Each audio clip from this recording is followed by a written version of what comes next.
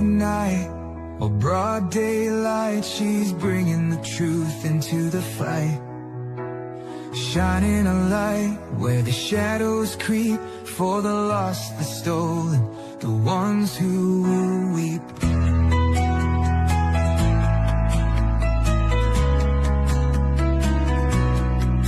She won't turn away, she won't back down, even when the loony clowns come round. Threats don't shake her, lies don't win. She stands for justice, right till the end.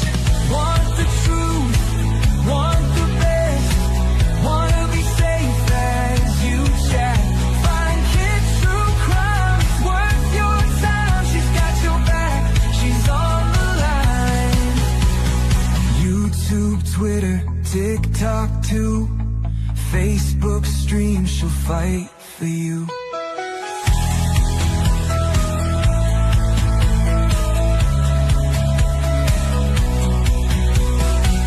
Chase fame, some chase views, but she fights for those with nothing to lose. For the kids who vanish without a trace, she won't stop till she cracks the case.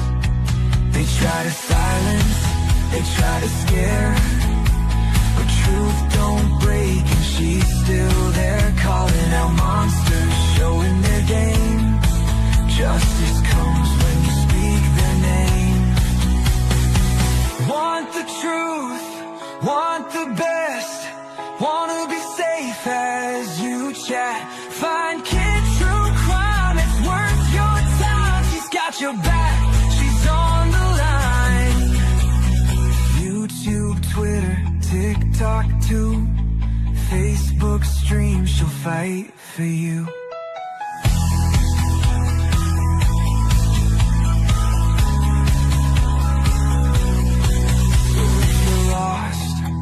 Need a voice, kids stand strong, she makes the choice.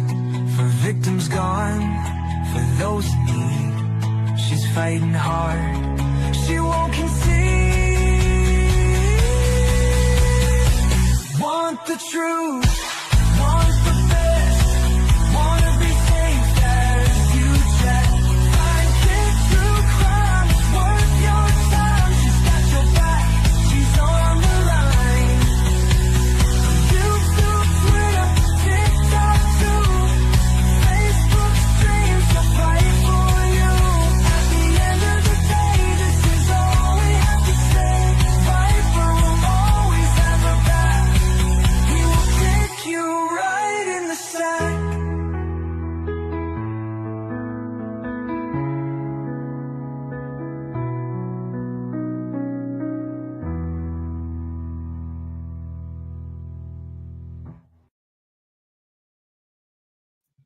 Testing, testing, testing. Can you hear me? Here, you know what? I'm gonna go like this. Can you hear me? Oh my God, I sound good. I'm gonna go like this. I sound good, people. I sound good. Hey, good morning, Misty. I've been up early because I couldn't sleep. Okay. Now let me tell you something. Let me tell you something. I've been doing really good mentally, believe it or not. I've had a good week or whatever. You know, sadness, of course, up and down. Okay, I'm going to tell you a couple of things. First off, quite the morning. I dumped my whole cup of coffee on my floor, got my curtains and everything. I'm so mad. Don't ask me how it happened. It got on my computer. It got on this microphone. So I don't know if we're going to short out here or not. Okay. Okay.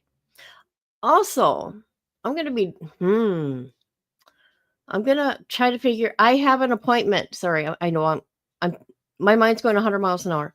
I have an appointment at 8:45 with my psychiatrist. I'm going to talk to him first before I do anything because my mouth gets me in trouble. Only because I speak facts and the truth. My son made a video. My son that wants to do physical harm on me. Yeah. He made a video saying that his mama ain't nothing and she's never going to be nothing, but his daddy is. Well, of course his daddy is. You want to know why? Because he's taking after his daddy. And his it's amazing when your kids aren't with you. Okay? Now listen. Um for me and their dad, right? No matter what, their DNA's there. And it's amazing to me that you cannot change it. And it's amazing to me how you're not with him, but you're following in your dad's footsteps and your grandpa's. Not my dad, on his dad's side. As in, I'm saying criminal crimes. Criminal crimes. I'm so sick of this shit, you guys. I really am. I'm going through enough. And why? Why even start? Because I'm going to finish it. I can tell you that much. I'm going to finish this nonsense. I'm going to finish this nonsense. Well, everybody hides, don't say this, don't say that. Oh my God, he'll get mad. I don't really care. I don't care. You do not, even if you like me or not, you do not treat your, number one, your family, okay? Especially your mama. He's, things that have happened in his life, I am being blamed for everything. Well, you know what? You are 30 some years old. You can grow the fuck up. Okay? Go get therapy because there's not much more anybody can do for you. Get help. Get help. My God. He's been in the legal system since he was 17 for his behavior. And he's done some really bad crimes. And I'll leave it at that. So I'm going to carry on with my happy self. Leave me alone, man. Leave me alone. You got to do that kind of nonsense. Here we go. We are on Duty Ron's channel. He did an interview with, here's his channel link. Go give him a like and a sub. An interview with Lauren. We've been talking about Lauren here. And I stand with Lauren because I feel that she is being bullied. I could say being stalked too, but when it comes to, like I said, to her, it's a threat. It's criminal. It's criminal. I don't care. And they're going to be made an example of. Every one of them. Every one of them. I told you the universe is going to take care of this. All right. So we're going to listen to this interview. I only watched like the first, oh God, how long is this interview? Oh my God, it's a long interview. I may not be able to finish it because of my doctor's appointment. Oh my God, that's a long interview. Okay, maybe there's going to be 2 parts. All right. But here we go. I'm shocked she did an interview. Yeah. Here we go. Aaron, thank you for taking the time out of your family life to come and talk to us about this. Absolutely. Well, I first off just want to thank both of you for having me. Honestly, it was clearly very overwhelming to do. I'd never wanted to do it. I was clearly very emotional. I felt like my hand had been forced, and I didn't really know how to then appear back on YouTube, which is my work and what I do. And so I just want to first off thank the Duty Ron channel for being just a safe space for me to like come back on and break the silence after that marathon. So thank you to my friends, Ed and Ron. So I'm doing okay. I'm back home with my husband, John. We're okay. We feel good. I still feel very scared. I know that I feel like I took my power back, but I also I'm still into like what's next. I know that a lot of people are now doing lives about my life, and So I'm just hunkered down and with my family. I'm very grateful to be with them. And yeah, grateful that you called and reached out. And for everyone, I guess I want to say too, like, thank you to everyone that's reached out, creators, gems, everyone. We are getting the emails. Thank you. We did a little private Patreon. Will be, and I'll be back on YouTube after this. But thank you for allowing me to have a place to just come back and say hi. I'm okay. It takes time, Lauren. This is, bless you, Ed. This is not a normal thing. Look, No. look, we as law enforcement professionals, we're used to dealing with this. You know, I've responded to arguably thousands of domestic incident calls. Ed, same thing for him. But what? Do you see what she's going through here still? Well, she's been dealing with, she's still afraid. She's still scared. And it's sad because those people actually are nothing. And all they're doing is intimidation. That's all it is. But if you're someone like her, of her stature, and has never had these kind of problems, and she was a professional journalist, right? It's got to be overwhelming. And get the FBI involved. That's what I keep saying. FBI. But what's good here is Judy Brown and Ed Wallace, they're law enforcement. So they're going to have a different perspective. Okay, I have the perspective of dealing with stalkers, okay, and what I went through. But this is law enforcement. So it'll be interesting. What we mentioned and what we can bring to this conversation is that the escalation of this and how this can spiral out of control. I want to just validate your fears. I want to say that, you know, as a mother, you as a mother, me as a father, and your husband, obviously, Dr. John as a dad, your first, you know, instinct is to protect your family and protect the vulnerable, your son, and you know, I have questions. I have a lot of questions to ask you. And you're allowed to ask them. Do you want, just to like make it fair? If you ask a question that I don't want to answer, I'll say I don't want to answer it. So I'm a journalist. Like, I can handle questions. Ask away. I'm sure a lot of people are curious. Go for it. And I have some questions for you too. As law enforcement, I'll have questions for you too. So I hope this isn't just be a conversation among friends. Yeah. I think there are a couple things I want to clear up. I think one of the big fair criticisms I've gotten, or questions that I've gotten, maybe not even a criticism, but a question, is I cover criminal cases. I cover people's pain. It is true. I try to do it ethically, but crime is pain. And I cover trials and criminal trials. What is different with mine being live streamed? And I think I want to explain that the reason that civil stalking injunctions are not live streamed would be the same reason, or even reported on, would be the same reason that a child custody battle wouldn't be live streamed, or anything that has to do with really someone trying to escape an abuser, which is coercive control.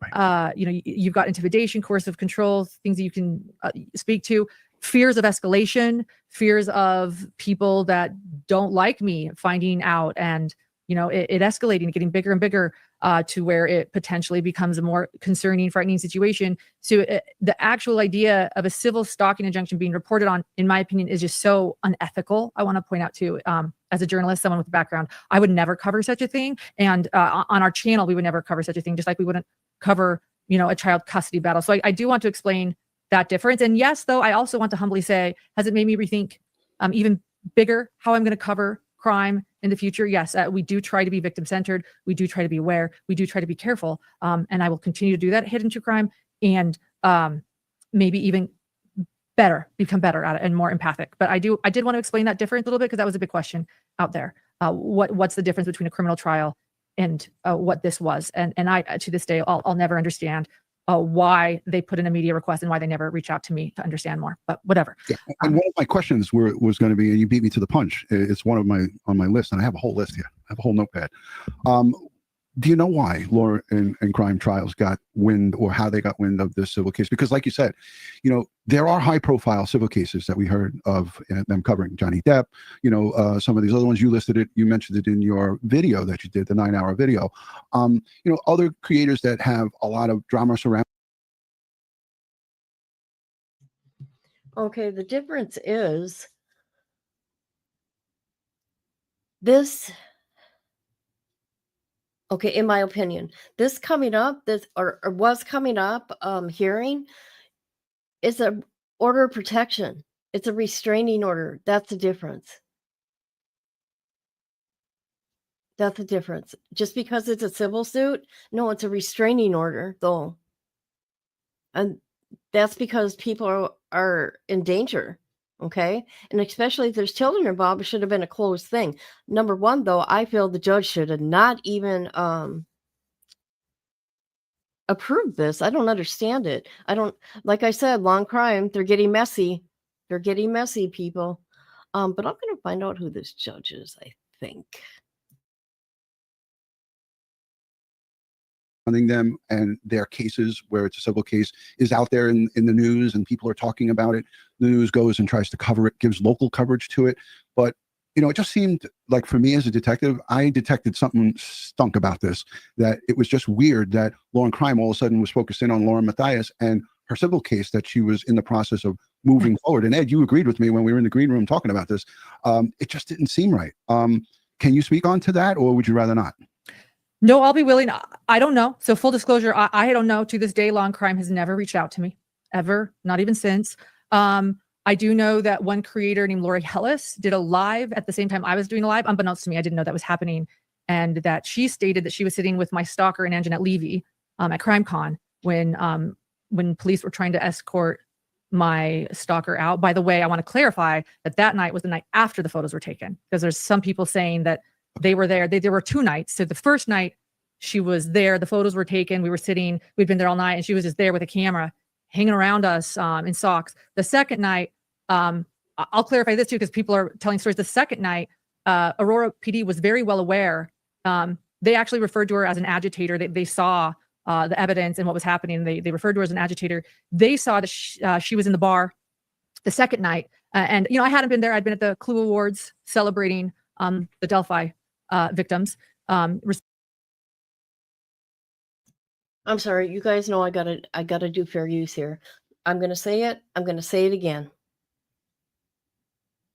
She keeps on. She's got to stop looking at comments, right? Because she's trying to. We already see what's going on. Okay, there's way more people that stand with Lauren than these 5 individuals. Okay. There's like 5 of them. Maybe there's more, but I can tell you these comments are getting, either they're people jealous of her and her success, right? And I bet you those girls that are doing this stuff, because I'm looking at their social media, they probably got 25 accounts each. They're the ones probably putting those comments, but I just had to say that. Receiving an award. Right. So she, you know, could technically be allowed in the bar as long as she was 500 feet from me. So the Aurora PD actually escorted us and said to me and my producer, go around the bar, go look and see if you can see her before you enter so that we can then ask her to leave. So we were requested by police to do that because there are rumors about how, you know, we were told to do that. So we looked, we saw she was there. And so we told the police officer on duty, and they asked her to leave. And I do know, according to Lori Hellis, she's with I can't think of her channel name, but she stated while I was going live that she was with Anjanette Levy and my stalker when approached. So whether that's true or not, I don't know. I'm just relaying what one creator stated. But I don't know. I don't want to put any blame on anyone because, like I said, I don't know.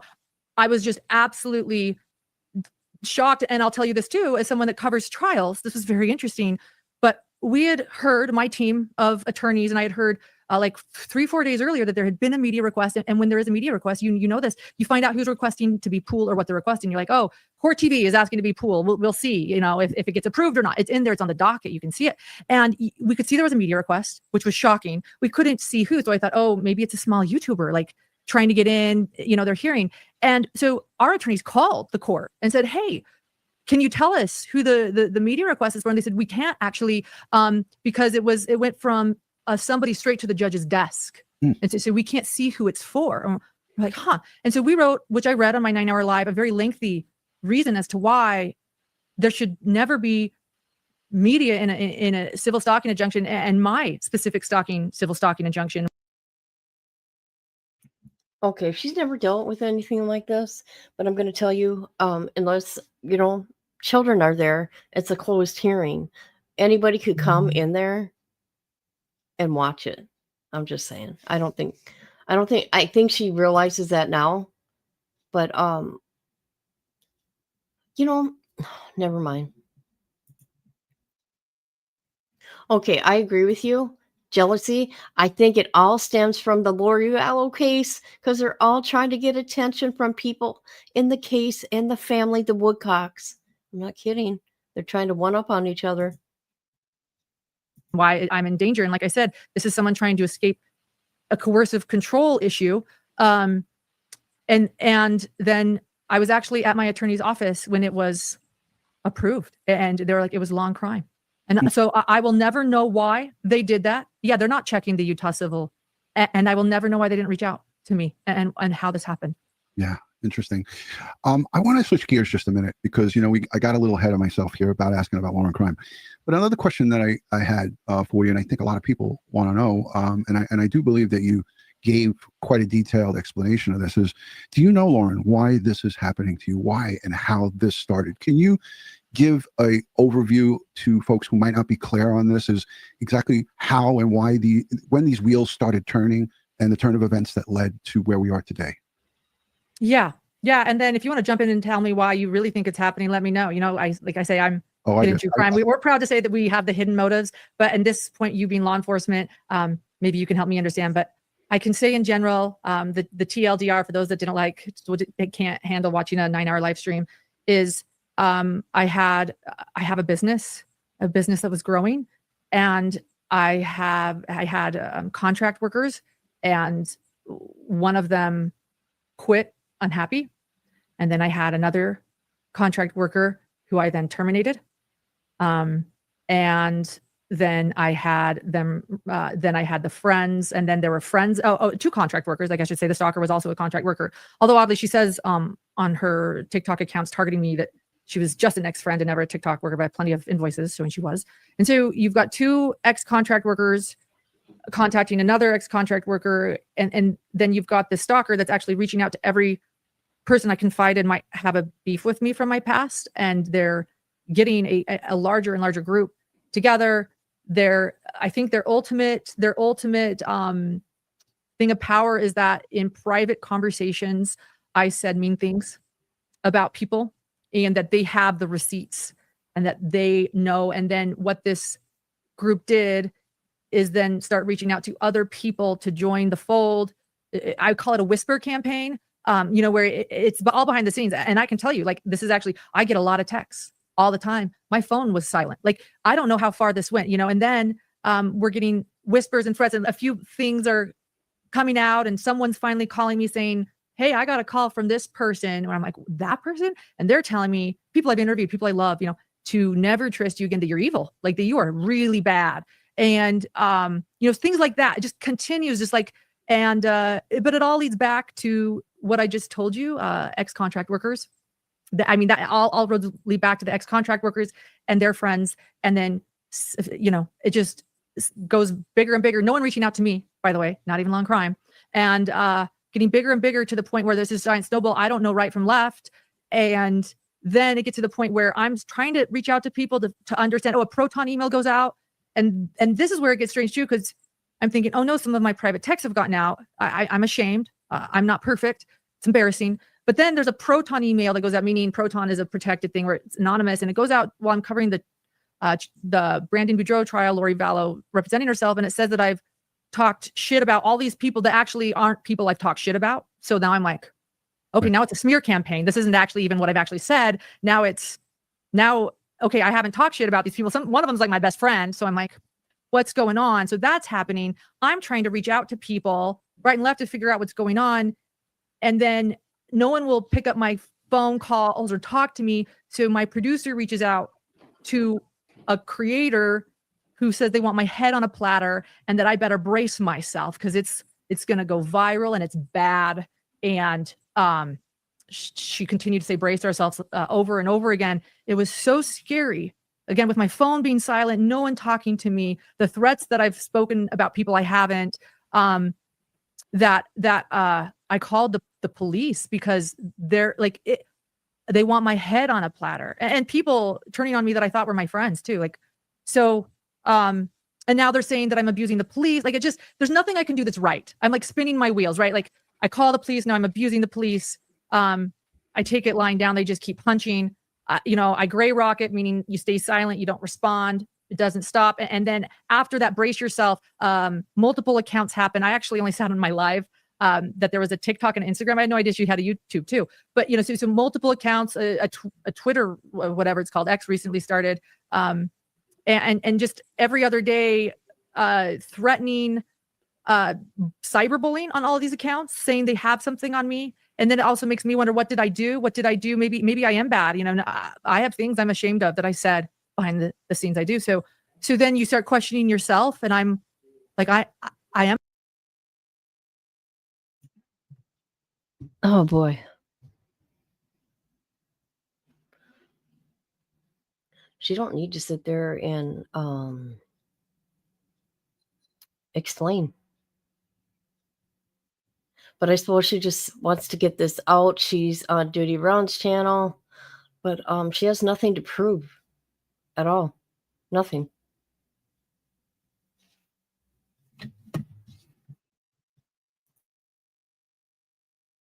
I'm a bad person. Like, and I do want to say, I think it stems also to the Lori Vallow case, because the stalker in Utah, and then I know the other one is from Boise, and she was the one that would have the vigils for JJ and Tylee.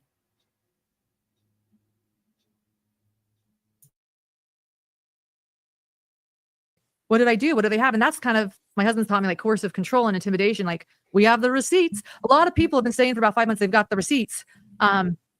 But just repeat it, and it's been going on for months. And I actually ignored it for months and months and months. It got bigger and bigger. Like I said, I have been canceled on news organizations.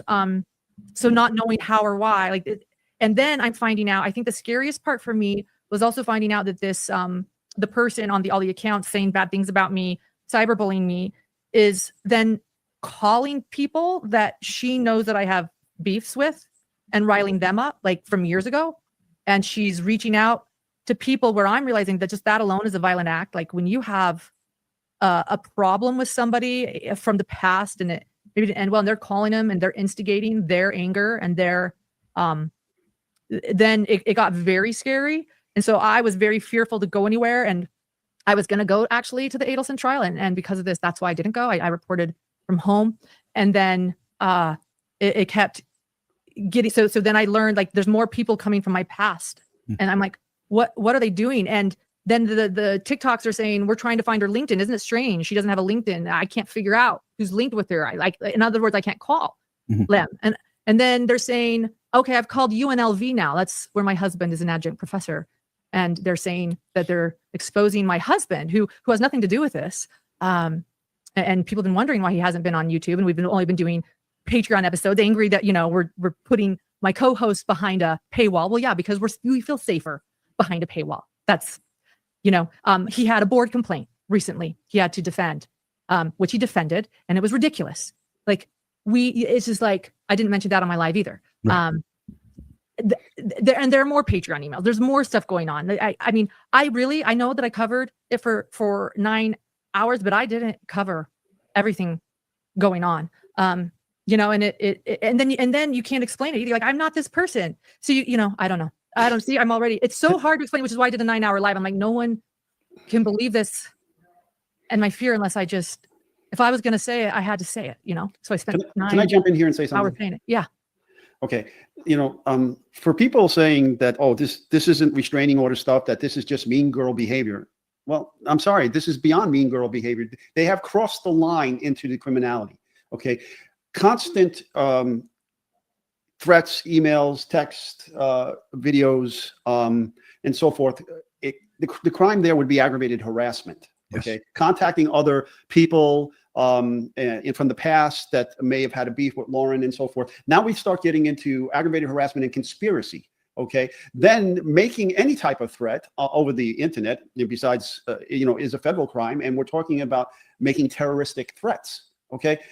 I mean, if this was a beef between an employer and a contractor, well, we have legal ways to deal with this in civil court, okay, or criminal court, depending on if there are being or crimes are being alleged about an employer contract with a contractor. Okay, now if this was some other kind of beef, okay, well, you've taken that beef to an unreasonable level, okay, and you have to step back and take a look at what's going on here, okay.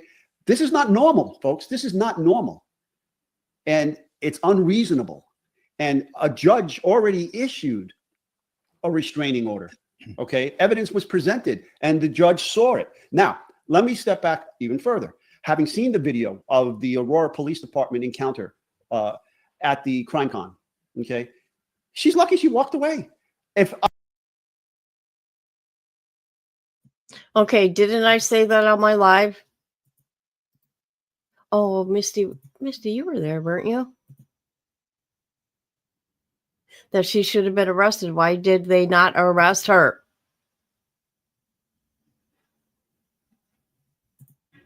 But let's listen to what Ed has to say here.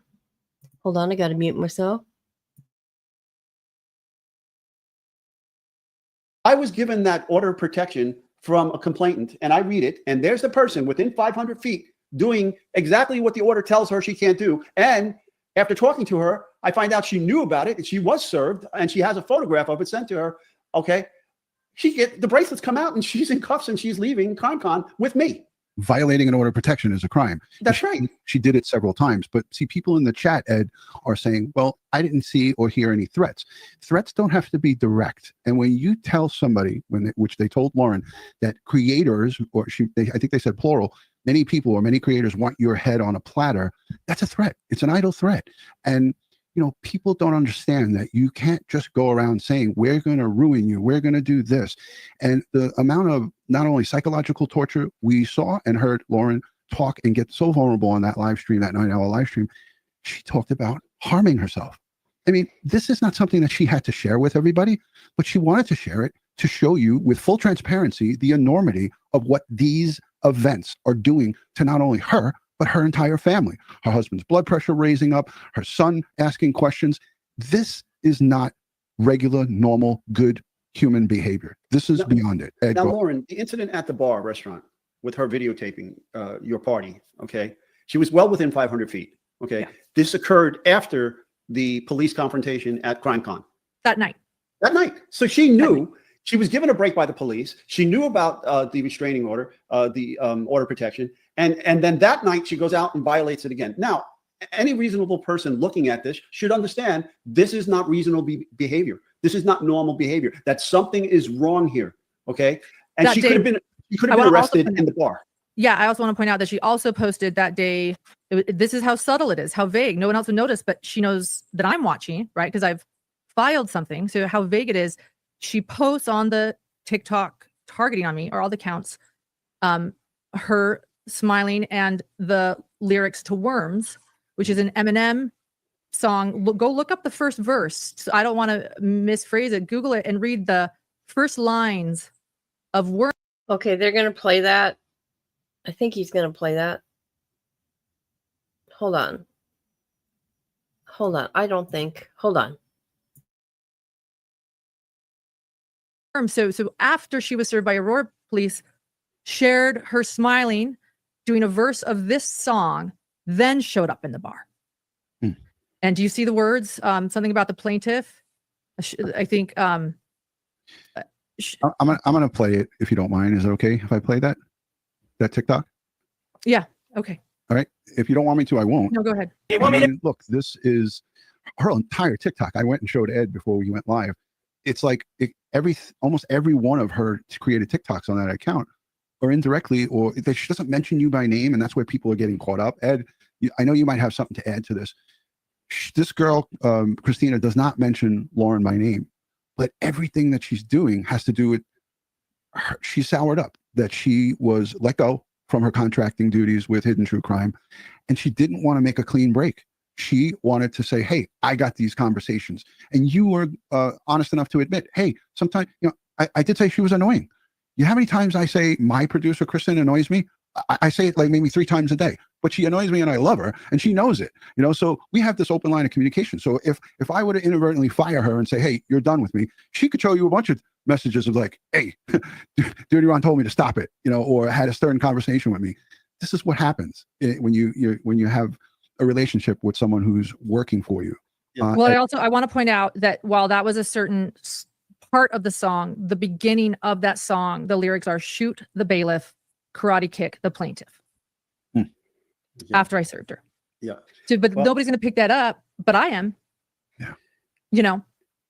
The people sitting her at CrimeCon in the bar when she's like, I didn't do anything. I'm being attacked by a public figure. I bought my ticket here first. This is so sad. Yeah, Aren't let gonna me see talk that. about that from a law enforcement standpoint. It doesn't matter when she bought her ticket. Okay, the order was in place, signed by a judge. Okay, once that order is signed by a judge and in place, the fact that she bought a ticket a year in advance or whatever the case may be is meaningless. It has no weight of law. She's committing a crime by being within 500 feet. The fact that she bought a ticket a year in advance doesn't mean shit.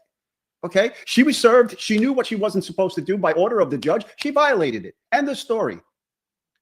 I want to point out too that I did not share. I did not share her TikTok account with you guys. You went and found it on your own, right?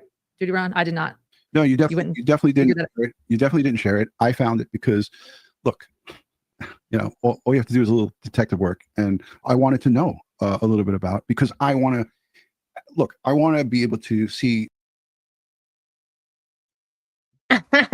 Duty Ron's funny. I did a little detective work. Yeah, so did I, and it was super easy to find. I'm being funny.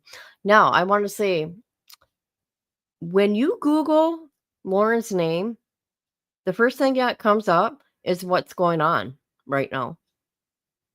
Can you imagine decades of being a journalist and this is what comes up?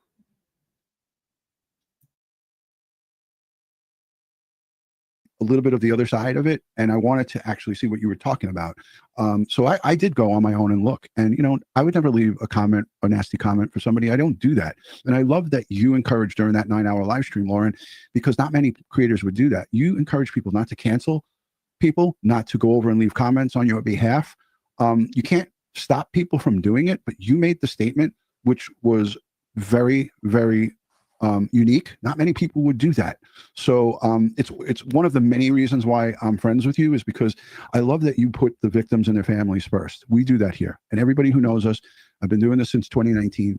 And I started out just, in my car and, walking around with a phone, and developed into a studio setting. But Ed and I are about educating, keeping people safe, giving the forensic side to these cases, and also helping people understand what's right and what's wrong. And in this instance here, what you've laid out, it shows everybody what's wrong with society, where people feel that it's okay to become a band of gang type mentality, where you take your beef that's one-on-one, or maybe with you and another person, or whatever the case may be, it's a small grouping, and now make it into a whole big bunch of people who are now slandering and trying to, get your husband in trouble with his employment or what he does. And, none of it has worked, but it just goes to show you that, the steps that people will take is just so ridiculous. This is childish high school stuff, Can I ask, as law enforcement, like knowing that you went and you looked and you found it on your own, I guess I could use a little bit of validation.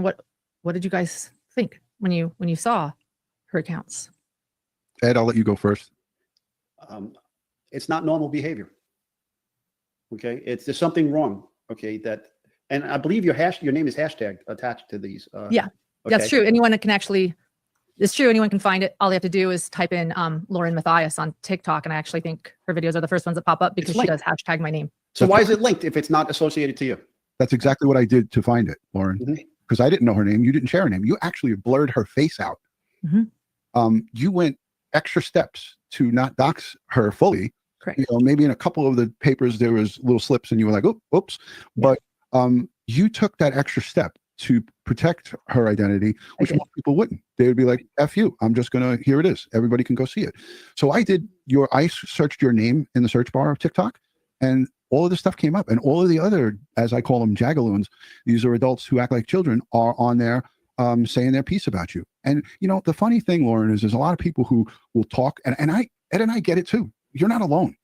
We get this stuff where people know nothing about us. I had just yesterday, I'm fighting cancer. I'm fighting all of these little side illnesses from lymphoma. And I'm going back and forth to Sloan Kettering Cancer Center, and I haven't done live streams like in a month, steady.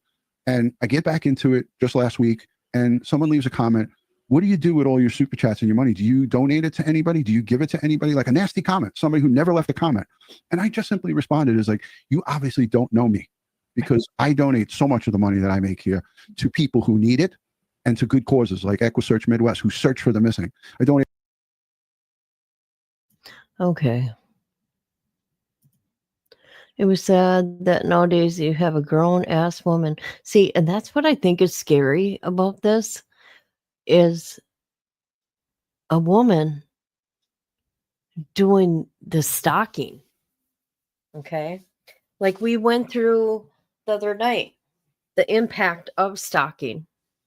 Because people just think it's, if it's like domestic, like your spouse or whatever. No, there's all different kinds, man. And I'm glad they realize it. I read his mind, where it's cold here this morning. I know it's like 40 some here. I don't know if me and Al are going to be able to go for our walk. It is very scary. Very scary. And I understand that part of it. I sure do. I'm sure almost, what do they say? Every 1 in 4 women experience it.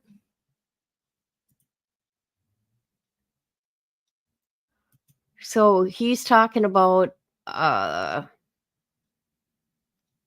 what he's donated to. I don't know what that has to do with it, but maybe I missed something. Hold on.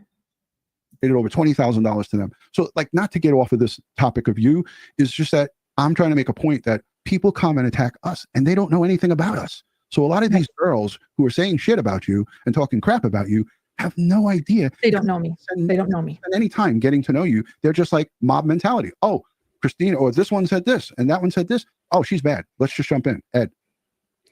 Yeah, this is very toxic, and it breaks my heart. I hate to see it. Again, I can't stand bullying. I can't stand stalking. I can't stand any of this. There's no place in a civil society for any of this. Okay.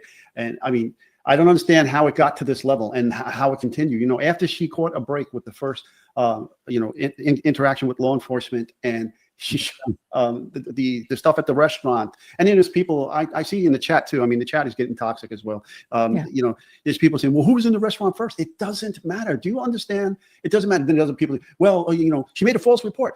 If Lauren made a false report, that's easily verified and would be a crime, and she would be arrested. Is she? No, I don't think so. The judge found what she presented as credible. Yeah. I called the police after learning that people wanted my head on a platter and to brace myself. And then I called the police for an escort in Boise to my car, which then the police officer suggested he write up an incident report for history purposes. So it was his idea. And yeah. Documenting these instances where things happen. And that was a big restaurant. It didn't look like a small little place. She could have been anywhere in that spot so far away from you, or she could have maybe stumbled across you and said, oh shit, I better go the other way. But that's not what she did. And unbeknownst to her, you had a male friend who was there, who was taking those photos of her and provided them to you. In Aurora, Colorado. Yeah. Mm-hmm. Yeah. So thankfully you had people, the good people on your side, because good people don't do this. I don't care. Look, and here's something that I'll put out there in the chat. And Ed and I say this all the time.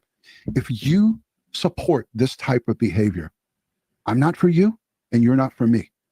The internet is a big place. There's millions of creators that you can go and engage in their toxic communities. Have at it. Go there. I know this. I can speak for you as well, Lauren. If you want toxic behavior and you want this negative stuff, you're not going to find it at HTC. You're not going to find it here on Crime Time with Duty Ron and Ed Wallace. And at the end of the day, the people who you thought were your friends, Lauren, like a lot of these news outlets, why aren't they knocking on your door and giving you their platform to talk about this? Why? Because you find out through trial and error when times get tough, who really are your friends and who is really going to stick by your side. But again, I wanted to circle back because we're at the 45-minute mark. I didn't want to make this more than an hour. There was a case that Ed and I covered in 2022. It was a podcaster and his wife who had a similar situation where they got orders of protection. They were being stalked. Now, I don't want to cause more, trauma to you, but Okay. we covered this, Lauren, and I think it's important. I'm only going to play just a little bit of it. It's a different set of circumstances because it's a female with a male stalker, but she went through the steps of making reports, but they didn't make the step. The fatal error was not shoring up their security. They didn't have cameras at their home. They didn't take the steps that you need to take when you get in positions like this. So I want to play this for our listening audience. This is the extreme. This is a real, this is a really bad result. But I think it's important that people hear this because this is what can unfortunately happen when people engage in this behavior, because actions have, your actions have consequences, and that things bad can happen. This can go bad. So here's a quick example of what can happen and what could go bad as it pertains to stalking.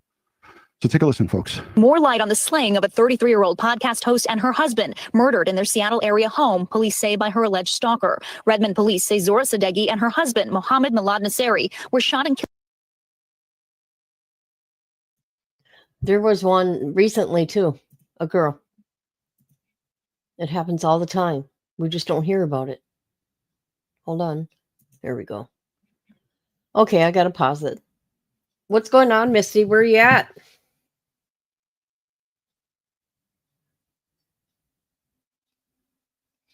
What are you doing, Misty?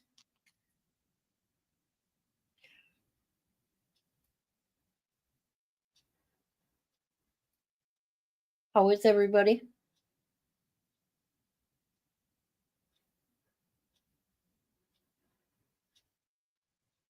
Oh, that's right. You're at work.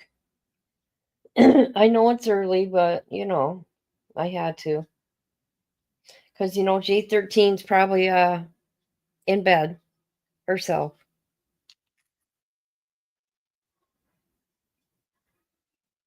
Oh. Hey, the cops are coming. But you know what?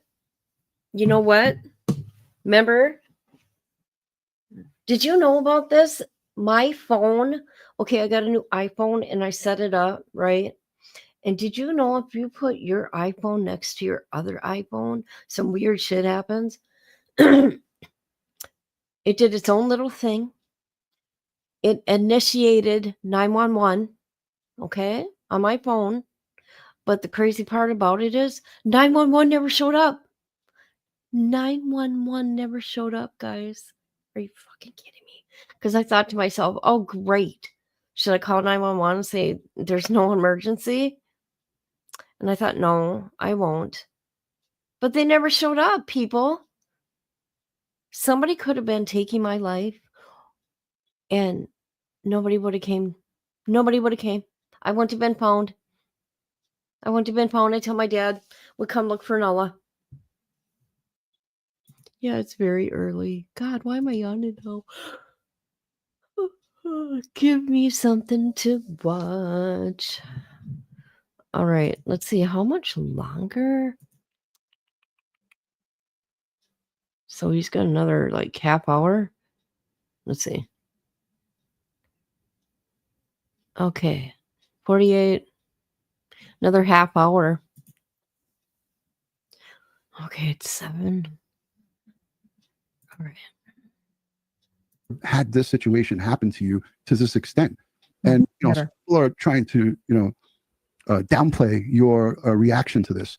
And I say this to you, ladies and gentlemen: how dare you even try to put yourselves in this woman's shoes? I wouldn't dare do it, because none of you know the fear that her and Grayson and her husband have experienced. And how dare you go and say, well, she's making more out of this than that. You have no idea. She has a small son. She has a young son at home, and she's a protective mother. So to have people say the nasty things that they're saying and do the nasty things that they're doing online, those are the people who I want to be over here, and they could stay over there. I don't want to be anywhere near somebody like that. And Ed, I know you feel the same way. 100%. If you come to this channel, you're here to be educated. You're here to get our personal experience and our training, our certification, and how we see things with these true crime cases that we highlight here. Okay. And we support the victims. Okay. And anything else other than that, if then you shouldn't be here. Okay. You don't have to agree with us, but we be respectful to each other. You have to, you listen to what we have to say. Whether you agree with us or disagree with it, that's fine. Just be respectful. You can agree to disagree. There's no reason that we have to go down into the gutter and start slamming each other and calling each other names and trying to personally attack each other and get all defensive and so forth and toxic. There's no reason. There's no reason for any of that. Yeah, if you don't like somebody, there's so many other people that you can go and watch. If you don't like Lauren, don't watch her. And I'm okay if you don't like me. And I'm okay if you think I'm annoying. I'm okay if people think I'm a bitch. It's okay. Just go leave me alone. Yeah. Yeah. And really that's what this boils down to. And look, I have a whole bunch of other questions. I think, we covered a lot here, but if you don't mind, Lauren, I'd like to go to our channel members. Some of the folks who are loyal Crime Time with Duty Ron and Ed Wallace subscribers and subscribers of the channel.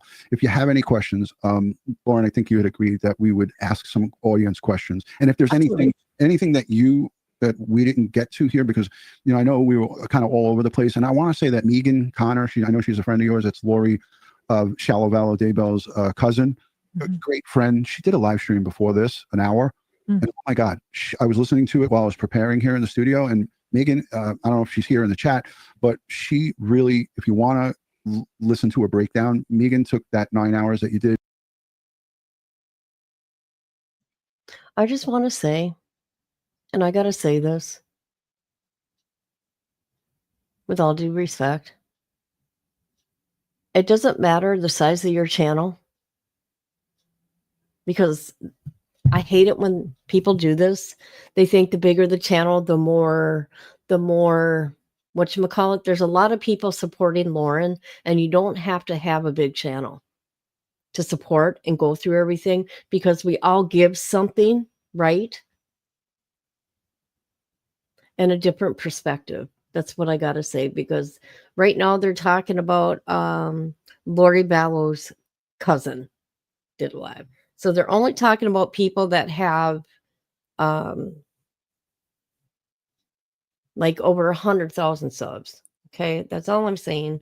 Yeah, we all bring something to the table, not just these big channels. Usually the smaller ones are the better ones. Just saying.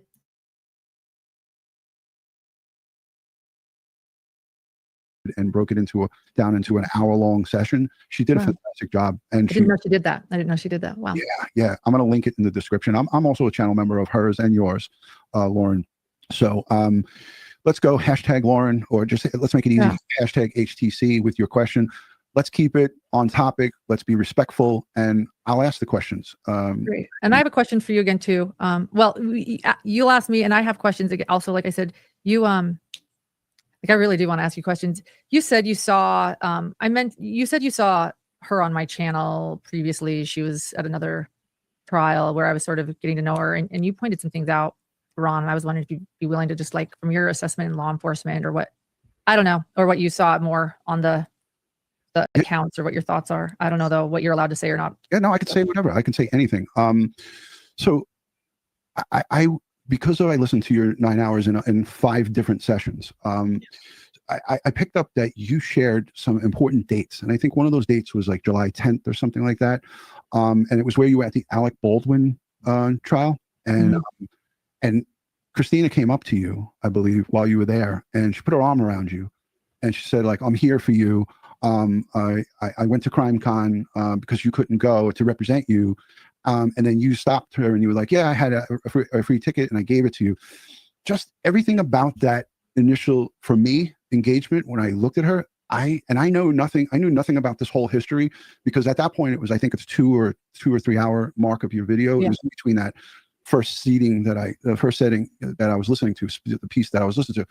And when I watched her, just something about her was just like very, I, as a law enforcement. She is very creepy.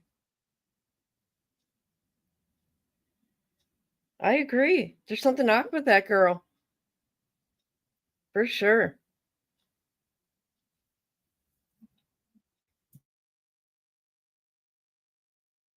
professional. It's like, ugh, it just icked me out.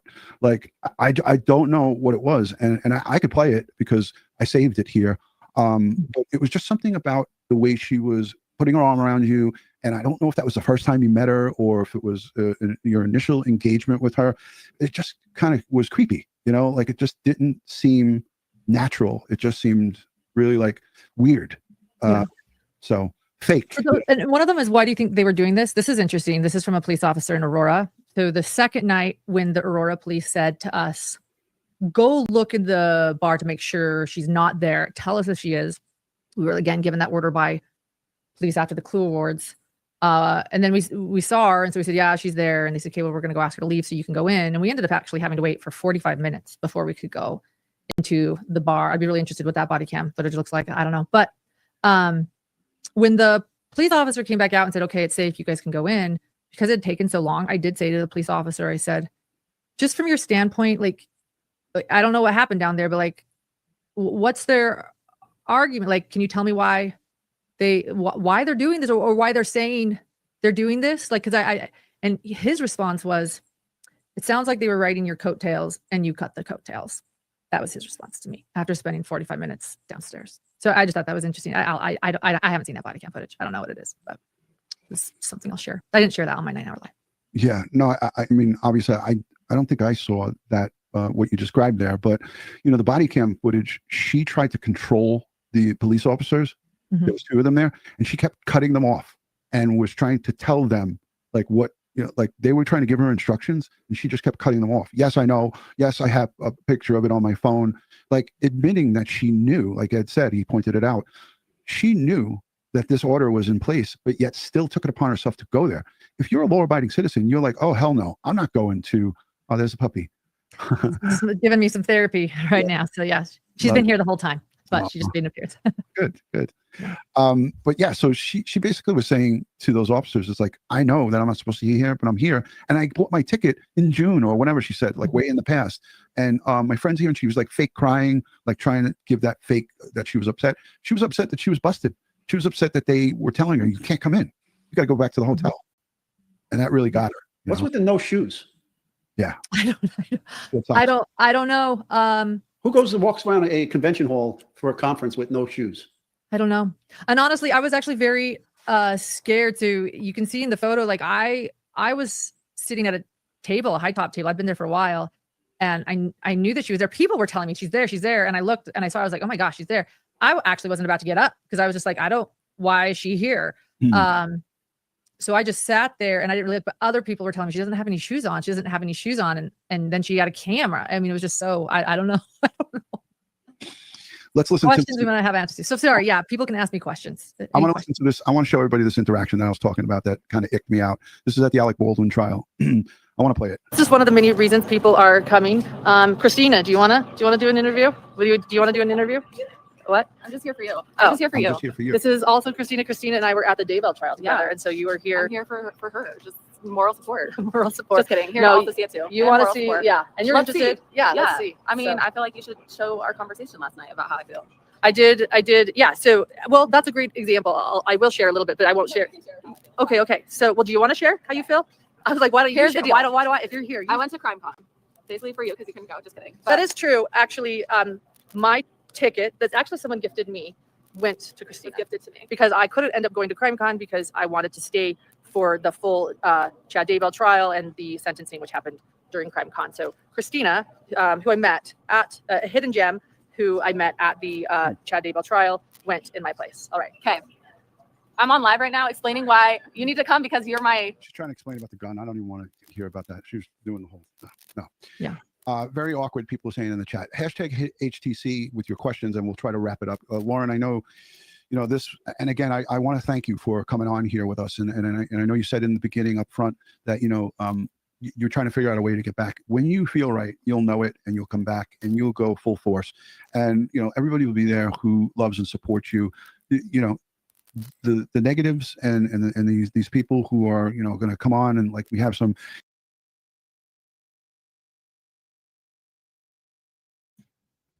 God, it's early, 7:04. Fake crying. We all know someone who fake cries. Yes, we do. Yes, we do. Okay, let's play a little bit more. Toxic people in the chat, we take care of that after the fact. We go, and I have folks who watch and look at the chat, and if our moderators miss something, we kind of weed our garden after the fact. So heads up, and thank you to all the mods who are doing double time here tonight. But yeah, if anybody has questions, I haven't seen anything in the chat, question wise as it pertains to this. But yeah, I mean, I have a whole list of questions. Ed, do you have anything that you might want to ask Lauren? No, I don't want to ask anything, but I just wanted to.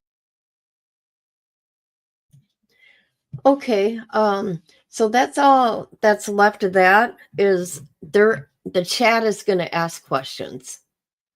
So we don't need to listen to that. But if you do want to listen to that, here you go. I just wanted to hear what law enforcement opinion was, and it's, you know what? It's pretty much the same as us. Yep. And she should have been arrested. I can't believe why they didn't arrest her. Well, you know what? It's Colorado. It's Colorado. There's that. I want to show you guys something because you know what? I'm done with people. Misty, are you here? Misty, testing.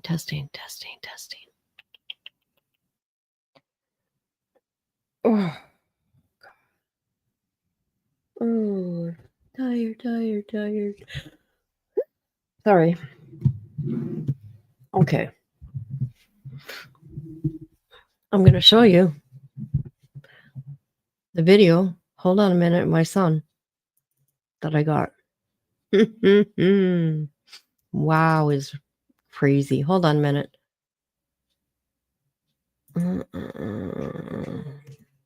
Only thing you got is your word. Put that shit on. It goes super fast. Maybe I'll play it twice for you guys. But this is how I get treated. Here we go again. Only thing you got is your word. I put that shit on my mama. I don't put shit on my mama. My mama ain't shit. Put that shit on my dad, though! Here we go again. Only thing you got is your word. I put that shit on my mama. I don't put shit on my mama. My mama ain't shit. Put that shit on my dad, though! You guys think about that. He's 34 years old. I'm done.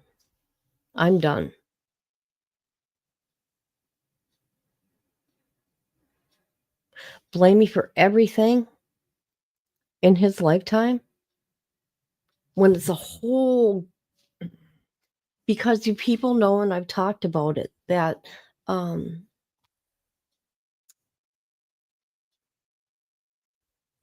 I suffer from addiction for a short period of time in my life. It's been 25 years. Okay. His daddy, his daddy likes to try to take people's lives. He sold. He robbed people, beat people. But that's okay. That's okay. Mind you, when his dad came to my home, when I didn't live with him, I had order protection. Did I have an order protection at that time? I think I did. Let me think. Or was it after? I don't know. When he brought that bat in my house, okay, and tried to hit people in the head with it, did hit somebody in my house in the head, right? He tried to take my life twice, his daddy. And so he almost killed a dude in my apartment. I'm not gonna, oh God. I tried to get the 911 calls, but I found out that after so many years in this town, they delete them. Are you freaking kidding me? Because I wanted you people to hear the panic and what he did. Now, the crazy shit about it is I'm running out for help, right? Pounding on all the doors for help, because there's blood everywhere. I thought the dude was gonna die, and, he comes out behind me, and I just felt him. I'm like, "Oh my god, I'm next. I'm next." He goes, "I will love you forever." I'll never forget it, and the crazy thing about it is he took off in his car sideways in front of my apartment. My 3 babies were in the car with him, okay? And I didn't know, and I found out at a later time that my son Joseph, the one that hates me, was he came to the door and he seen all the blood. He seen what his dad did in that apartment. Cops chased him. Oh, how many miles away from it? He got on the freeway, and pulled him over at gunpoint because they did find a knife on him. So they brought my kids back in the cop car to me, and they parked behind the ambulance. They took dude. I can't say names in the relationship. They took dude right in front of my kids on the stretcher in the ambulance. All freaking blood, all blood, you guys. To this day, I'll never forget the noise of the bat on the head. Okay? He has permanent damage to he has headaches, some spinal shit. Oh god, I can't even go there. It's so overwhelming. So yeah, there's that. Even though I haven't been with his dad since he went to prison in 1999 from that crime, one of the many. Oh god, they just hate me. He hates me. We all have done wrong in our lives, but that boy, yes, I say boy, is grown and needs to deal with his issue by talking to you about it, not to bash you on social media. Oh, yeah. I mean, come on now. You seen the text that he sent my niece. He wants to harm me. Who does that? I don't bother him, but I'm going to be a bother now. After I talk to my psychiatrist, I'm going to be like, this, how do you feel about this? This is what I want to do. What should I do? Can I please express myself? I've had enough of abuse. I kept my mouth shut for decades. Okay? Decades. There's nothing more I can do for this kid. Okay? I've done my best. I said, let's go into therapy. I'll go to therapy with you. Sorry, I'm showing in footsteps because sorry ain't shit, right? I mean, doing the footwork. No, he needs to quit drinking. Okay, that's a problem. He's violent, and he's been like this since he was 17. In and out of jail since he was 17. I mean, come on. I don't understand what's wrong with the court system. Help this kid. You keep letting him get away with crime after crime after crime after crime. I don't know how many felonies. 5 for sure. Misdemeanors, a handful. You would think after 5 felonies, you get your shit together, right?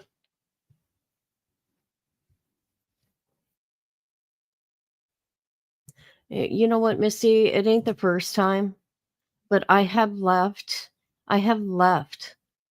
it all alone ever since Tabitha died and how ugly it got because I talked about their dad on the internet, which I really don't care, because the truth hurts, and I felt like it. No, 5 felonies. There could be more. I know it's 5 for sure. That's what I mean. He's taking after his daddy. Mhm.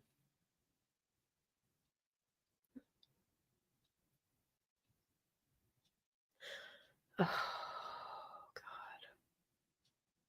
And the people that really did abuse him, right? Literally did physically abuse him was not me and his dad.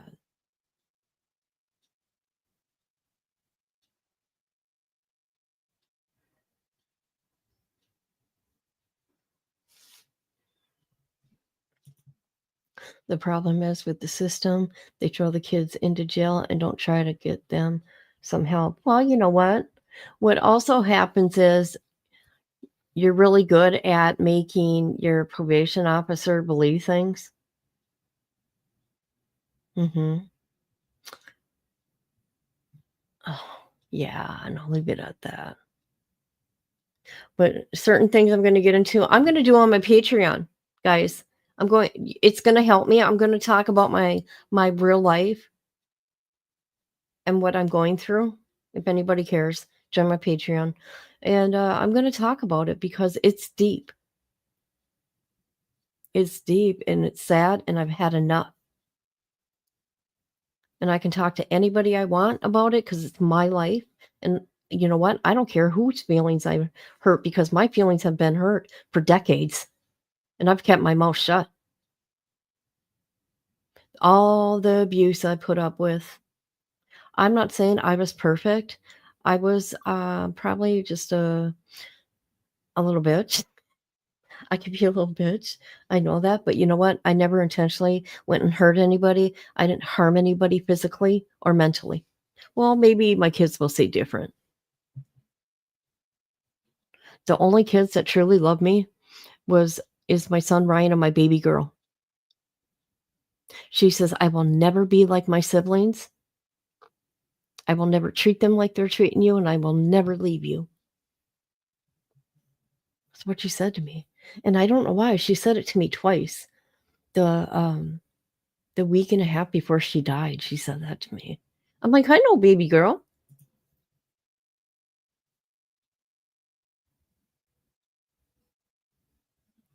You know what one of my kids said, saying that he had fetal alcohol syndrome. I'm like, what? Where did that come from? I said to her, I'm like, no. I go, what the fuck are you talking about? But she thinks she's the mama to them. So there's that.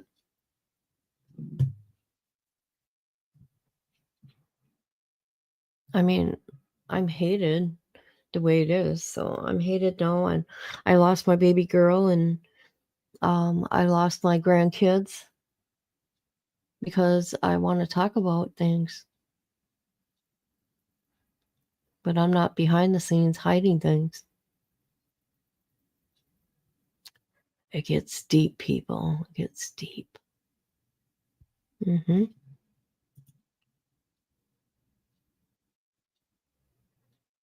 Yeah. I think that's why I've been feeling really good lately, is because of that. But boy, getting that video last night, I'm like, what? That was intentional for me to see. I'm going to show you something intentional. I've had enough. And people, believe me, I'm not mean. You can only take so much, and I'm going to stick up for myself. I mean, 34 years old, get your shit together. I mean, your mental health, because that's the problem.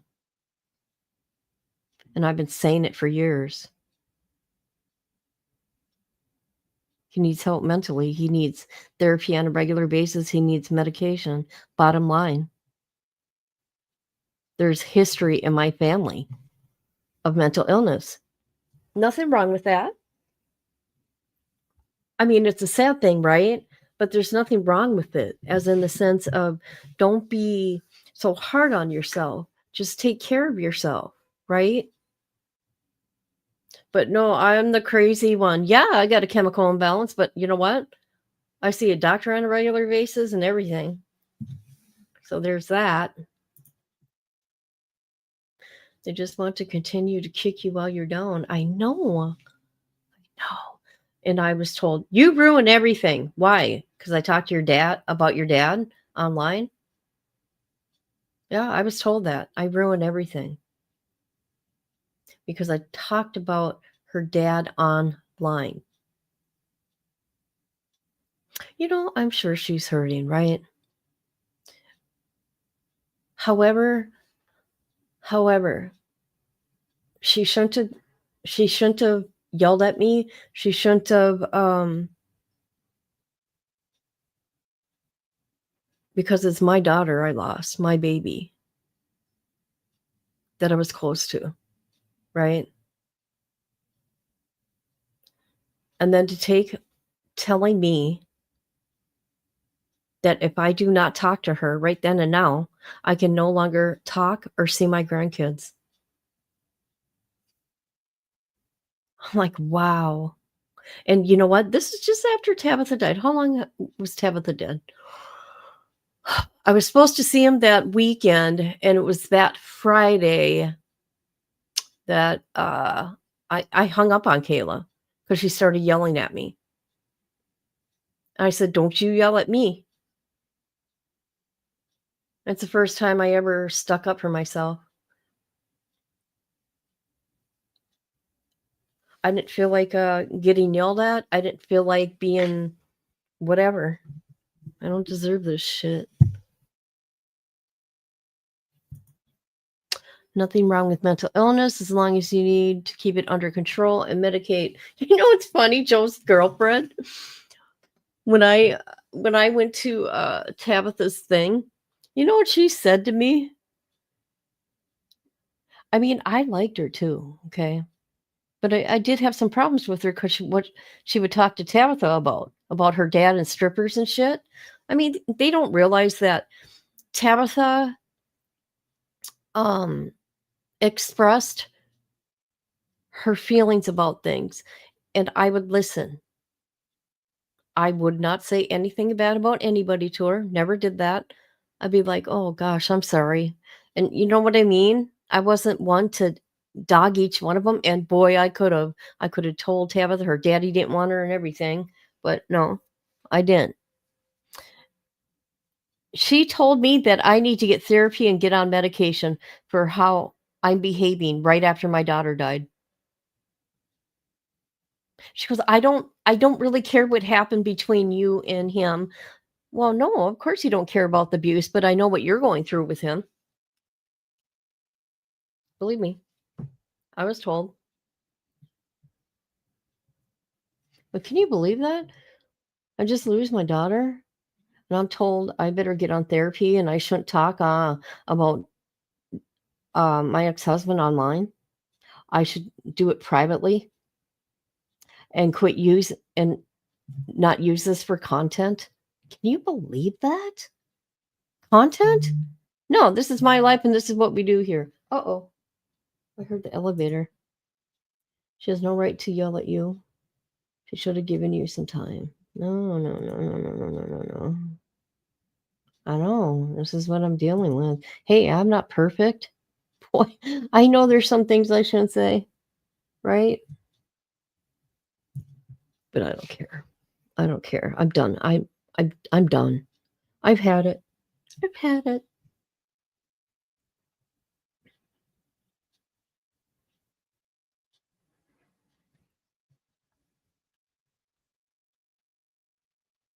So yeah, that's the video. That's a video of him. I'm going to show it one more time. This is how I get treated. Actually, you don't even talk to me. Everything's through a freaking video or through somebody else in a text. Here we go again. Only thing you got is your word. I put that shit on my mama. I don't put shit on my mama. My mama ain't shit. Put that shit on my dad, though! Yeah, your loser daddy.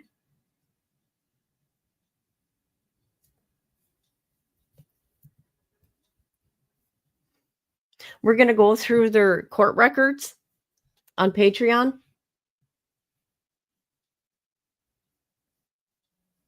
I'm going to start out with my ex-husband.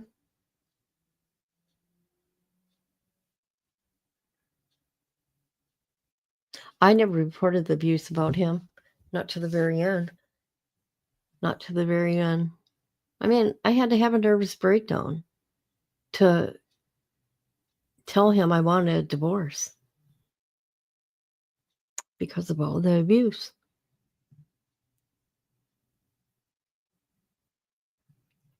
All right. That's that. And Duty Round, thank you for interviewing Lauren. If you guys want to watch the, let me put the link in. If you want to watch the question and answers within his chat, here's the link. But you know what? Her stalkers are not going to win. They're in for a big surprise. The universe is going to take care of them, and Lauren will be fine. But this will change her life forever, and that's just facts. That's just facts. And hopefully, she's getting the therapy that she needs, because she's going to need it. Something to work through. She would know her husband's a psychiatrist or psychotherapist, one of the two. I can't remember. Dr. John. All right, you guys. Thank you for listening. I needed to, but I'll be back sometime later. Join my Patreon. We're going to talk my family drama over there.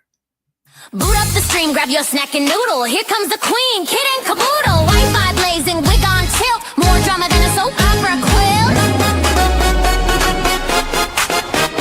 Kid logs on in a sparkly robe, sipping iced tea like she runs the globe. Drops more truth than a psychic at noon, with a cat named Taco and a raccoon named Boom. Kid and caboodle is a hot shit Cuba. Wi-Fi warrior, clickbait mover, shaking up the algorithm like a smoothie blender. Watch out, troll, she's a copyright sender. Hot shit YouTuber, talking tea with a pink ring light aura. Yeah. She reviews shampoo and ghost hunts too. Caught Bigfoot slipping in a Gucci shoe. Unboxes snacks, talks haunted dolls, and drops a diss track on bathroom stalls. Kid and caboodle is a hot shit YouTuber. Hashtag queen, thumbnail smoother, dancing in a studio with a llama on her head. Uploading content even while in bed. Hot shit YouTuber. Even aliens subscribe, that's no rumor. Yeah. She vlogs in Walmart, midnight mission. Caught in aisle 9 with divine precision. Mic in hand, she interviews cheese. Sir, you aware you're lactose free? Goes live while baking glitter pies. Starts a feud with ducks, no lies. Reacts to Karen's, paints her Jeep, and once went viral yelling sheep don't sleep. Kid and caboodle is a hot shit Uber. Ring light blazing, sassy maneuver. Bans a troll while dancing to chair. Then sells merch made from her own hair. Hot shit YouTuber. Even her outro has a blooper. To play Fortnite, hosted a seance on Tuesday night. Got possessed midstream, ate a burrito. Still hit upload, respect amigo. Now Netflix calls and brands want to collab, but Kit just vlogged from her glittery cab. She's not here for clout or fame, she's here to win the YouTube Hunger Games.